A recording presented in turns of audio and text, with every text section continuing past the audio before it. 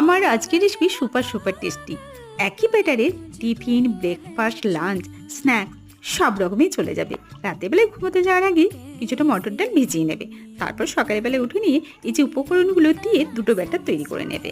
একটাতে বানাবে মটর ডালের ছিলা, আর অন্যটাতে বানাবে মটর ডালের বড়া করে একটা দারুণ মজাদার রেসিপি, যেটা দারুণ জমে যাবে রুটিতে এবং ভাতে।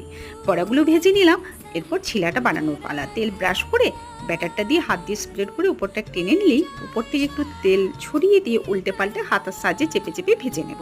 তারপর ডুমো করে কেটে রাখা আলুগুলো ভেজে নিয়ে পরিমাণ মতো লবণ হলুদ দিয়ে তুলে নিয়ে পেঁয়াজ কুচিটা ভেজে নিয়ে আদার পেস্টে ভেজে নিলাম। তারপর দিয়ে দিলাম সমস্ত উপকরণগুলো দিয়ে বেশ ভালো করে ভেজে নেওয়ার পর টমেটো পরিমাণ মতো লবণ দিয়ে টমেটোটা গলা গলা হয়ে যাওয়ার পর ভেজে রাখা আলুগুলো দিয়ে বেশ কষিয়ে জল দিয়ে আলুটা সুসেদ্ধ করে নেওয়ার পর মটর ডালের বড়াগুলো যেই দিয়ে দিলাম, দেখো ফুলে ফেটে এতটাই বড় হয়েছে, কি অপূর্ব স্বাদ! একদিন বানিও।